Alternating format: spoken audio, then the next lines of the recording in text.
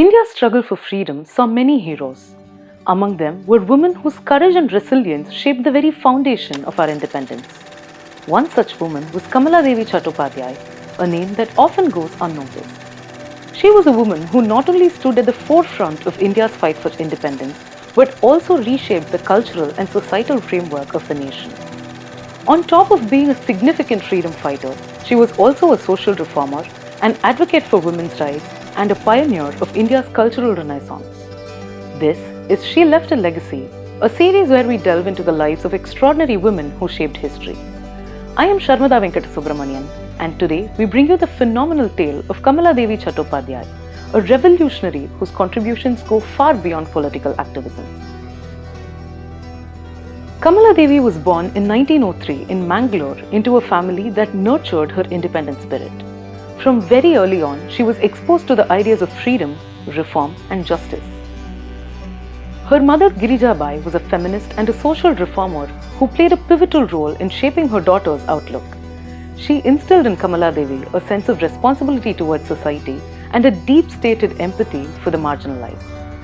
From a young age, she was introduced to the works of authors and thinkers that fueled her passion for women's rights and social justice. But her turning point came after a brief marriage and subsequent widowhood in her teens. Unwilling to succumb to the societal norms imposed on widows, Kamaladevi pursued her higher education and sought a life of independence. Her personal battles against social stigmas were an early sign of her relentless spirit. Kamaladevi's childhood was a mixture of privilege and struggle. On the one hand, she was born into a relatively affluent upper caste Saraswat Brahmin family in Mangalore. On the other hand, her father died when she was a child, and because of the inheritance laws of that time, her mother and Kamaladevi and her sisters did not inherit nearly as much as they would have if they had been male heirs. So from a very early age, she was aware of the inequities of the patriarchal inheritance systems. And then she was, in part because her family was short on money, she was married as a child, and then her husband died just about a year after she was married. And so after facing the inequities of the inheritance laws, she then faced the inequities of being a widow, and a child widow at that. But she was fortunate because her mother was relatively progressive, as was the father of the boy she had been married to, and they both supported her in continuing her studies.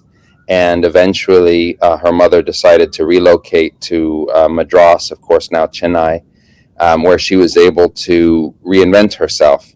So it was a fascinating mix of affluence and privilege on the one hand, but also of real challenges and struggles that would shape her for the rest of her life.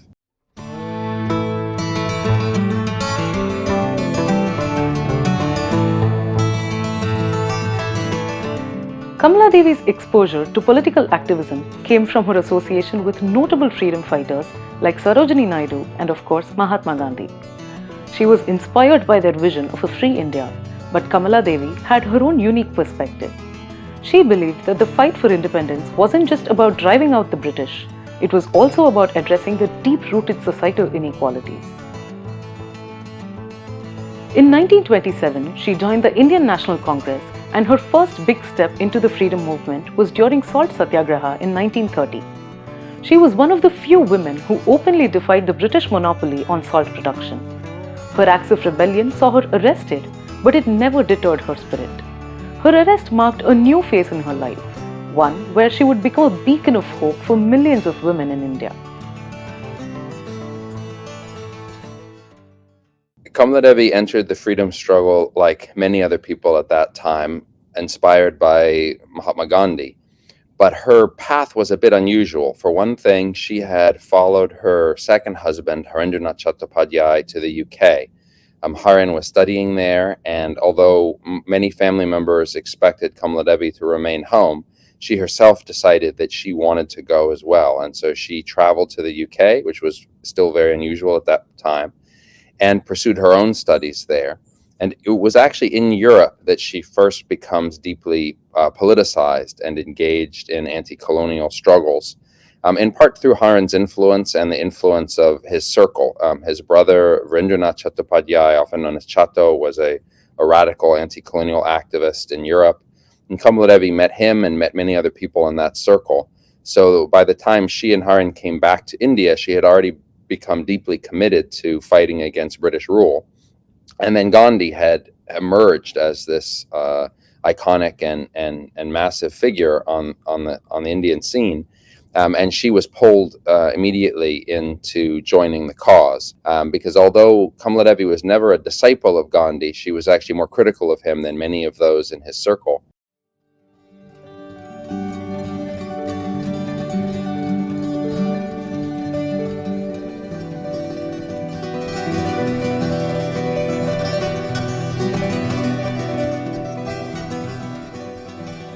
Kamaladevi's contributions went beyond the freedom struggle. She was a tireless advocate for women's rights, believing that true freedom for India could not be achieved without liberating its women. She was instrumental in ensuring that women also played an active role in India's freedom movement. She empowered women to step outside and take part in marches, boycotts, and protests. She played a pivotal role in founding the All India Women's Conference, or AIWC, in 1927, which aimed at addressing the social, educational, and economic conditions of women. The AIWC became a powerful platform for discussing and advocating for issues like women's education, healthcare, and voting rights, in addition to being critical in raising awareness about issues like child marriage and the Devadasi system.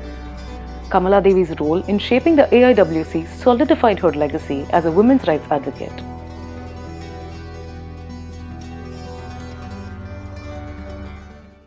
When Gandhi first conceived of the Salt March, he made the decision to limit it to men. Of the 80 some odd, just under 80 satyagrahis who accompanied him on that long journey from his ashram to the sea, there were no women, and that was on purpose. Although he wanted women to be involved in the larger struggle, at that point he had a very defined vision for how they would be involved, and he did not want them involved in the most aggressive, potentially inciting forms of civil disobedience. And there were many women who protested against that exclusion, but Kamaladevi was one of the few who directly went to Gandhi. She, in fact, joins the Salt March without an invitation and challenges him there and says, this is not in keeping with your own understanding of nonviolence, because Gandhi had said many times that part of the power of nonviolent civil disobedience, of satyagraha, was that it was open to everyone, that anyone could do it.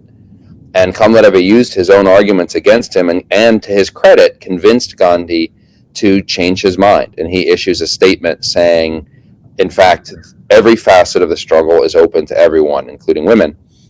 And Kamaladevi is one of the women who most passionately joins the struggle. She becomes one of the leading figures in the struggle in Mumbai, then Bombay. She is both a strategic leader who helps make key decisions about the movement, and also someone who will bravely go out onto the front lines and make salt, sell it, court arrest time and time again. And at first, the British don't know how to respond to women protesters. They're worried that arresting them will incite an even greater surge in the struggle, and so Kamaladevi and other female leaders are not arrested at first, but eventually she is arrested, and her arrest does in fact spark a larger struggle. And the other key thing about Kamaladevi's involvement in the Salt Satyagraha is that she works very hard to try to make that struggle as inclusive as possible, both by including not just women, but also people of a variety of different religious communities, and also trying to reach out to labor unions and to workers. Mumbai, again then Bombay, was a key industrial center. There were very important industries there, and Kamaladevi goes out of her way to try to recruit workers and unions to join the Congress struggle in an effort to both bolster that struggle and to change it. She wants to make the Congress movement a struggle that is not just about getting rid of British rule, but is also about transforming the nature of Indian society and the Indian economy. So she's really trying to transform the freedom struggle, and she plays an important role in doing so. Two facets of Kamaladevi's involvement in the freedom struggle that are often overlooked are the importance of youth and youth organizations, and the importance of the struggle in the so-called princely states. Kamaladevi was young at that point compared to many other key figures in the freedom struggle. Having been born just a few years after the turn of the century, she was a very important youth leader, and many of the movements that she participated in, many of the speeches that she gave were connected to young people. So there was a very important surge of young people who were committed to fighting against British rule, but also, not surprisingly, as is usually the case with young people, they were also committed to thinking radically about how to transform Indian society. And so a lot of the newest, freshest ideas for how to organize the Indian economy, for how to confront inequities of patriarchy, of sexism, of classism, of divisions because of caste or of religion. A lot of that came out of youth movements, and Kamaladevi was a key figure in those struggles and organizations. The other thing she was passionately committed to, in fact, among, I think, the most passionate Congress leaders on this particular topic, was the issue of the princely states. The official Congress line when Kamaladevi enters the struggle is to basically sidestep that issue entirely, because people like Gandhi, Patel, other key figures, don't want to alienate the princely rulers. The idea is focus on the areas of India that are directly controlled by the British, and don't deal with the princely states at that time. But Kamaladevi, Ramanohar Lohia, others who are more radical in their approach to the struggle, view the states as authoritarian bodies that are in cahoots with the British, and want to bring the freedom movement directly into those states. And some of this is just because of where Kamaladevi's from. Being from Mangalore, she's quite close to what was then Mysore state. She travels frequently through that state and through others, and she experiences firsthand the inequities and undemocratic nature of rule in those particular areas. And so she goes out of her way to protest that rule, both by courting arrest in the princely states, but also by challenging Gandhi and other Congress leaders to revise and change their views on how to limit the freedom struggle. Kamaladevi's influence wasn't limited to politics and social reform. She was a passionate advocate for the preservation and promotion of Indian arts and crafts. She believed that a nation's soul is reflected in its arts and crafts. She realized that cultural revival was as important as political freedom, and after independence, she spearheaded the revival of traditional Indian handicrafts and handlooms. Kamaladevi played a key role in establishing institutions like the Crafts Council of India, the National School of Drama, and the Sangeet Natak Academy, to name just a few. Her initiatives helped artisans and craftsmen across the country reclaim their art forms, giving them both recognition and economic independence.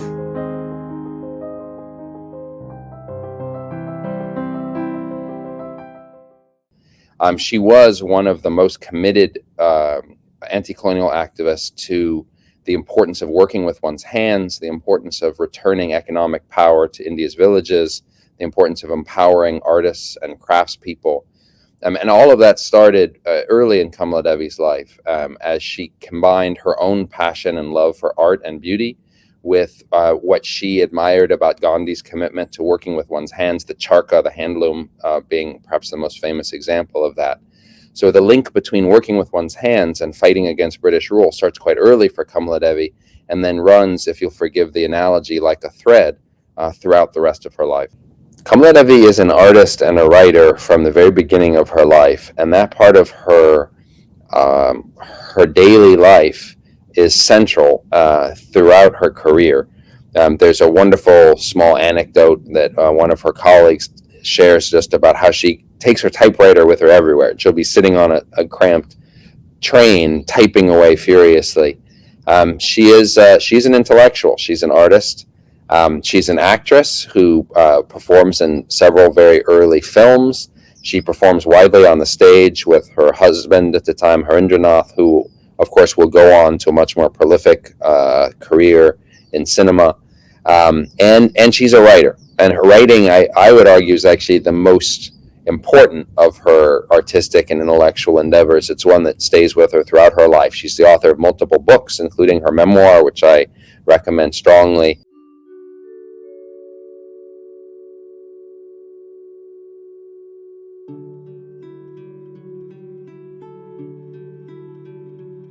One of Kamaladevi's most significant yet often overlooked contributions was her work in refugee rehabilitation. The partition of India in 1947 was one of the most tragic chapters in Indian history.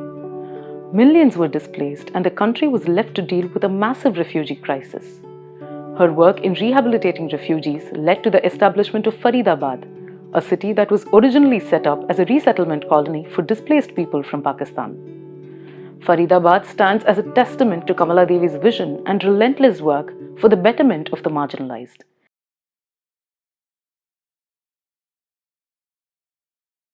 Kamaladevi is based in Delhi at the time of partition, and it's hard to ignore the insurge of refugees at that moment. It's something everyone is concerned about and concerned with.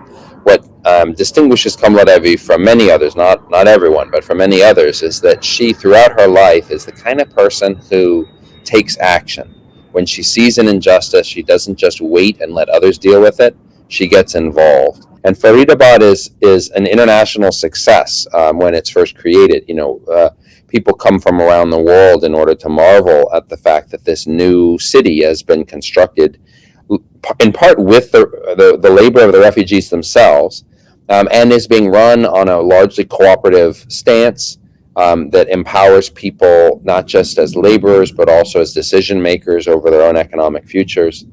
Now, ultimately, Faridabad isn't able to survive in that form. The cooperative movement in general faces a variety of challenges, it doesn't last in the way Kamaladevi would like it to last. But this is the fate of many great dreamers and activists over time. You build something and it's meaningful, and it serves as an example of what can be done, even if it doesn't last in its entirety.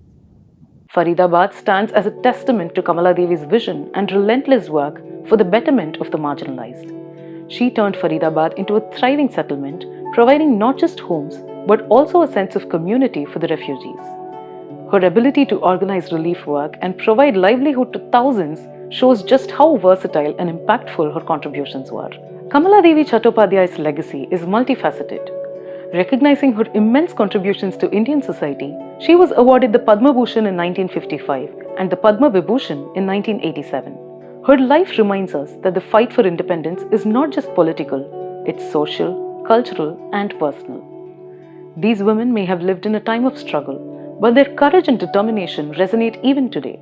They didn't just witness history, they made it. Thank you for joining us on this journey through the lives of trailblazing women. Do join us again for the next episode.